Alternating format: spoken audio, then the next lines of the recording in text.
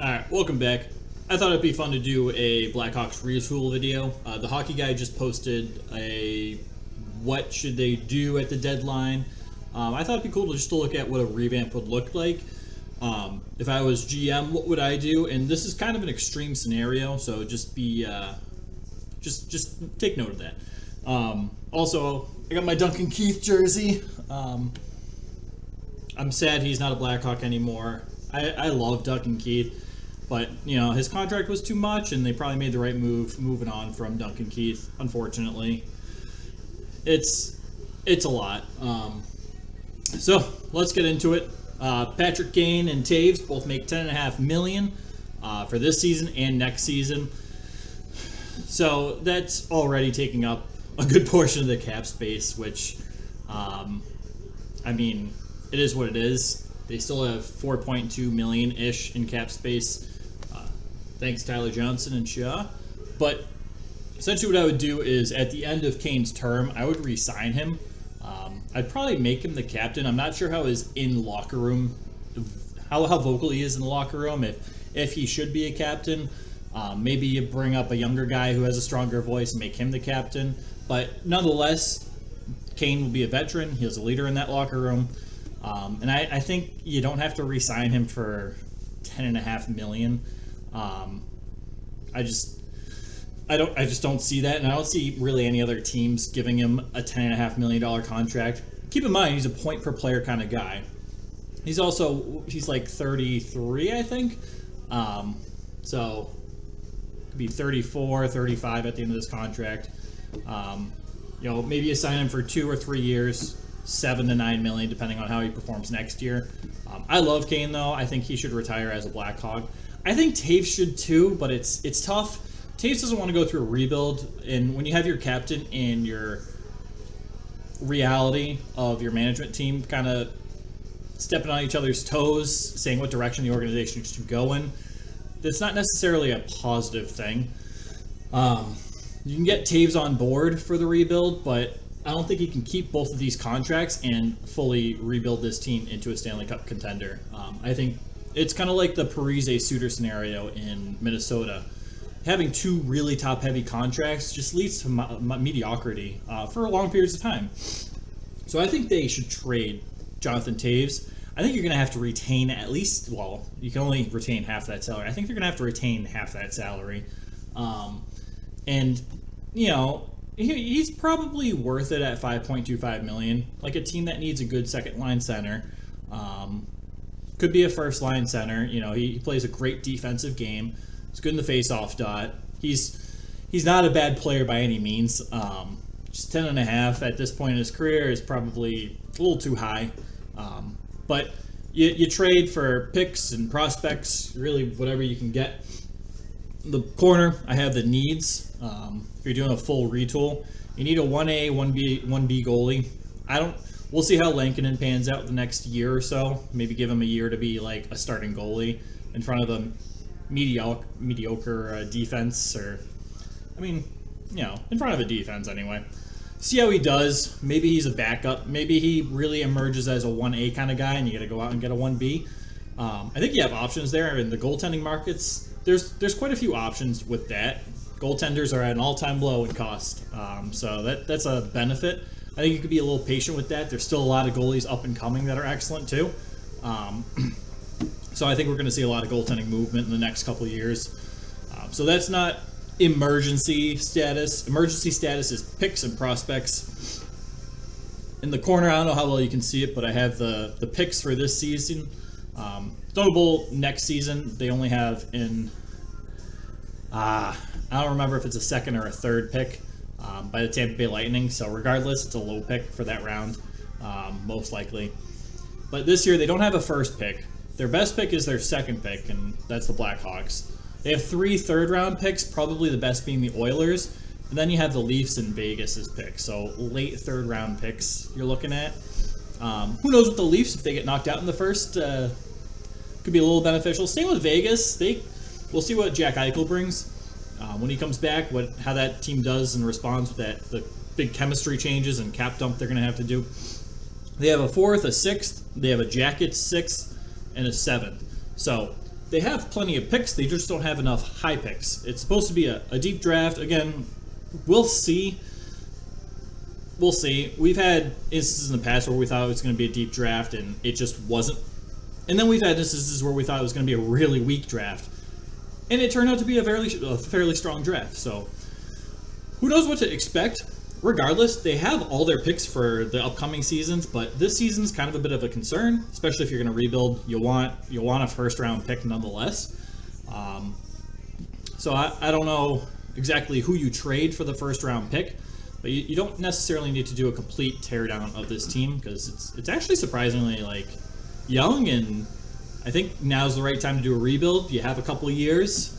You might not be great next year, but you're going to start emerging the following years, and I think it's the perfect time is to start right now, especially when teams are trying to make runs for the playoffs. You can get a little more of a premium at the trade deadline for some of these picks. So Debrincat, he's makes $6.4 million for this season and next season. He's an RFA. I think you got to resign him. He's a goal scorer. He's going to put up 30 goals a season. Maybe he gets $7 million. I don't know. He's still young. He's very young. He can play. I don't know, on the first line with Toews. I mean, not Toews, Kane. He could be a solid second liner. Either way, he's a fantastic player, and you're not really losing much. You know, we've seen great players like in Boston, Pasternak play on the second line and have ample success. So, you know, I say you re-sign him. Kubelik, Kubelik's great. I like Kubelik. He's young. He's an RFA. I think you trade him for, you know, a player, a prospect, maybe a younger player, maybe a more established player. But nonetheless, you need to get something back for Kubelik. He's an RFA after this year. He shouldn't be making $3.7 million next year. He has potential. He's just been underperforming, at least this season in Chicago. Hasn't been developing quite the right way. We'll see. I would trade him, or at least have him on the block. I think he could be an asset to some teams making a playoff run, and I don't know, if you get a pick or something out of it, fantastic. Brett Connolly, dude, I forgot this guy was on the team, but he's a great guy. He's a great locker room guy too. I have nothing but positive things to say about Brett Connolly, other than that he's probably overpaid. $3.5 million through this year and next year. I think with him, you ride it out. There's no rush to dump $3.5 million off the cap. You're not going to get much in return anyway. A buyout's just going to extend the penalty into the future. I think you just ride it out, honestly. Dylan Strome's great. They should keep him, honestly, if you want my opinion, but they've already made it public. They're looking to move him. I don't know how happy he is with that, or has been. But it's at the point where it's been what, months. I think you trade him. He's an RFA. Just trade him. Maybe get someone like Jake DeBrusk or something. I don't know. I don't even know if Jake DeBrusk would really make sense for this Blackhawks team at this point. If they're going to do a rebuild, sure, he's young, but I don't know. Maybe you take a couple prospects. I don't know. I'd probably take a couple prospects, honestly. But he's a good center. But then again, they also have some pretty good centers. Hagel's a steal. You got to keep Hagel. He's a steal at $1.5 million. He's excellent at both ends of the ice. Carpenter, he's just one of those like fourth line guys. I think he's played some time on the third line this season. He's a fourth liner. It's $1 million a year. This is his last season. He's UFA. I think if you need a roster spot to fill, especially on that fourth line, he's a good dude. He's a good person to put there. I don't know. It's one of those like you can live without situations. You don't necessarily need him on the fourth line, but it's nice to have him. Borgstrom, he's an RFA at the end of next season. So I'd probably keep him on the market, kind of see what you can get. Maybe you can get a pick or something. Maybe get those stats, maybe develop him a little more, get his stats up a bit. And he's still really young, so next season he could turn into a much better player. He could progress the way you want. I don't know. I think if there's a team interested, he's someone you think about. Depends what the offer is, obviously. You're not going to trade Borgstrom for like a 6th round pick. um, Young, a lot of upside, but I don't think they should necessarily look to keep and hoard Borgstrom. Kirby Doc, he's had an all right couple seasons. I think you do a bridge deal. I don't know, 2 to 3 million. I think you sign that for like 2 or 3 years. Kind of see how it goes, see how his development goes, and who knows what could. You don't know what's going to happen at the end of that. Kurashev, I think you also sign him to a bridge deal. They're both good young players. I think you keep them. I think they're part of the future. They have a lot of upside, a lot of potential, and they both shown flashes of it. So, yeah, you keep them. And Whistle, it was indifferent. If a team calls and wants him, great. If not, great. $800K for the next 3 years. He's young. He's developing. I like him a lot. I probably would be a little hesitant to pull the trigger on a trade unless it's an irresistible offer. So who else we got? Lafferty. Again, could do with, could do without. I like Lafferty. I think he has a job in the NHL. Who knows where he ends up next season. We got Kyra, $725 for 2 years.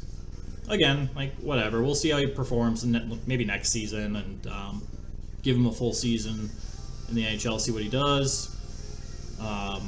Reese Johnson. I think you sign him. I really like Reese Johnson. I like his play. He's an RFA after this year. He hasn't put up stats. He's going to be cheap. I don't know.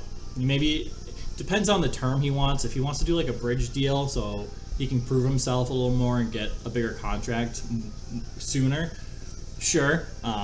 But if you can sign him for longer, great. You keep Reese Johnson. He has a lot of upside, a lot of potential. Pretty good amount of upside and potential forwards, but they're also pretty young. They're in the NHL. Your prospect pool at this point is very depleted.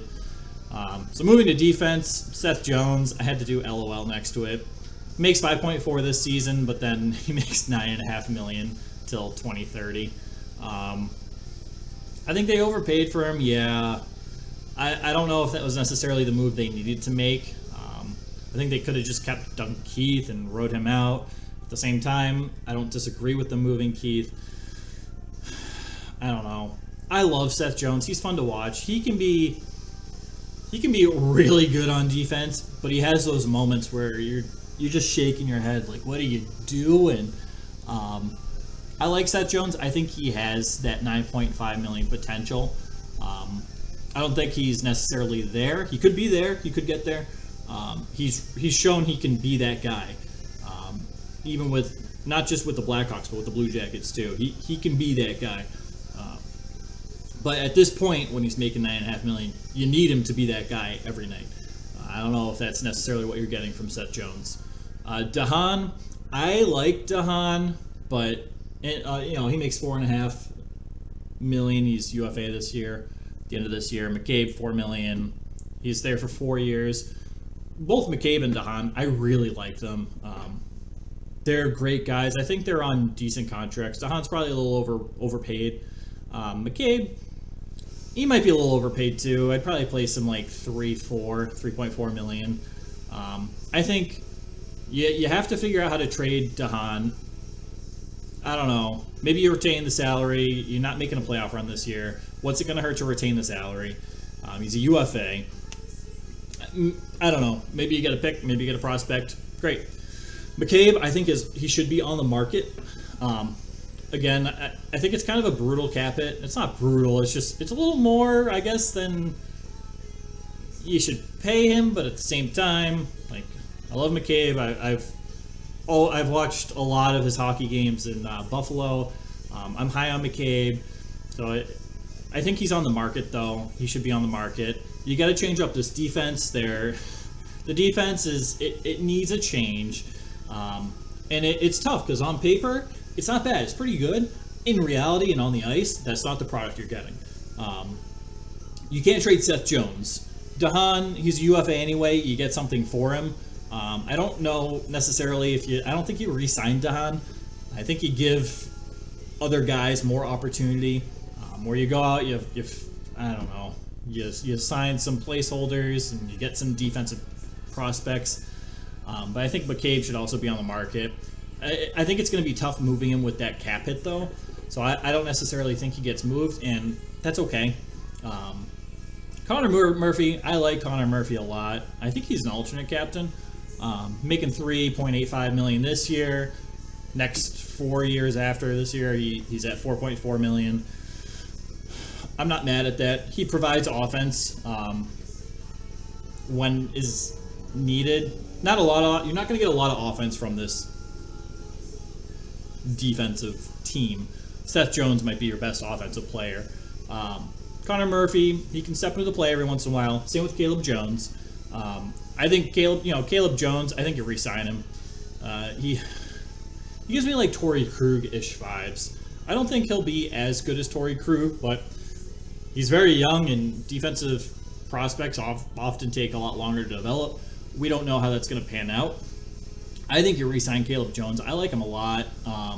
And the league's changing to have a more inclusive defense involved, like in the offense, more offensive defensemen. You look at who are the favorites for the Norris Trophy. They're all offensive defensemen, or at least two-way defensemen, point per game kind of guys.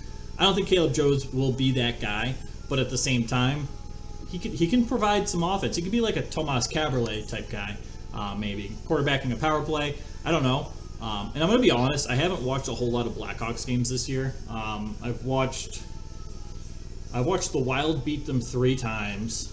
I've watched the Avalanche beat them. I watched Seattle play them. I don't remember the outcome because whatever. Neither team's making a playoff run. But it's fun to watch. But yeah, I haven't watched too much Hawks this season, so Caleb Jones may already be a power play player. I don't know. Regardless, I think you re-sign him and you develop him to be a power play quarterback. I think he has that potential. Gustafson, dude, there's got to be interest in Gustafson. Dude's making $800K. He's a UFA after this season. He's a good stay-at-home defenseman. If you can trade him and get something for him, fantastic. A lot of teams need more depth defensive defensemen. A lot of D's there. I don't know if you can't find a team willing to take Gustafson off your hands, you keep him. You re-sign him. You give him the same contract, maybe $1 million. I don't know. I think he's deserved a pay raise, but we'll see.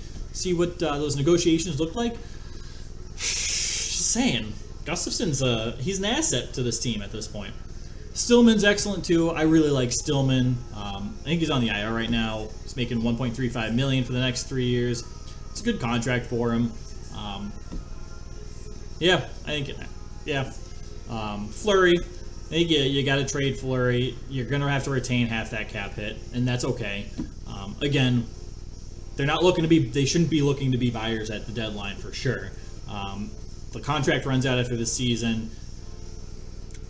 What? So you're gonna retain $3.5 million for a few more months. Great. I think that should be a serious consideration for the Blackhawks at this point.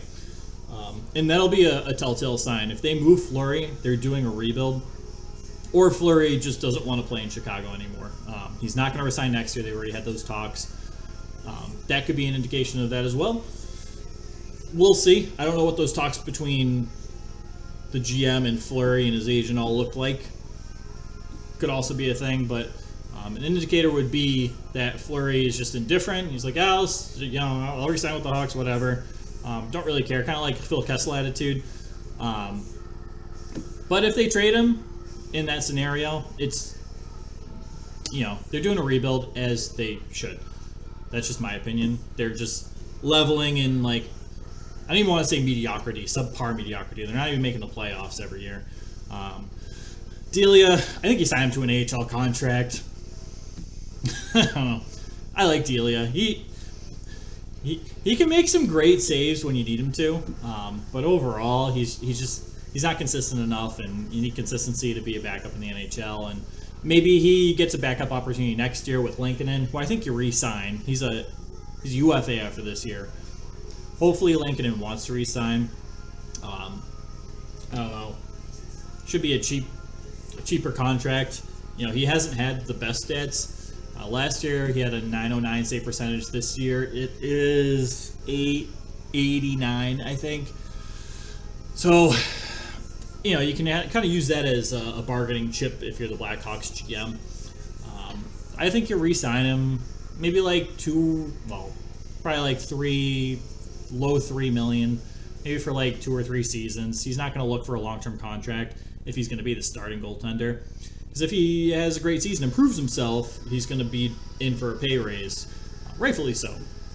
So, I don't know, maybe 2-3 years in the $3 million range is what you should re-sign him for. Again, you're still looking for a 1A, 1B. You're hoping Lankinen can be a part of that, but you're giving him the opportunity to prove that in next season.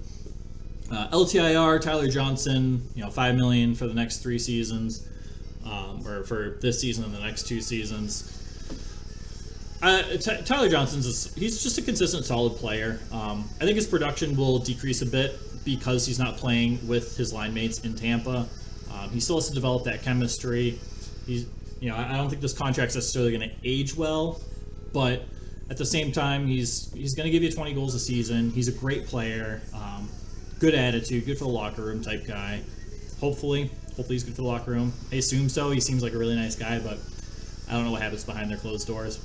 Andrew Shaw, I think at this point in his career, you don't re-sign him. You just let him be. I don't know if his career's over or what's kind of going on, but I feel like every time I look at the Blackhawks on Cap Friendly or whatever the site was before that, he's always injured, man. 3.9 million too is definitely way too much for this point in his career. Yeah, done. I think you just save the cap space or whatever. I don't know. Also, side note, they have $750K in dead cap ending at the end of this season, so that'll help as well.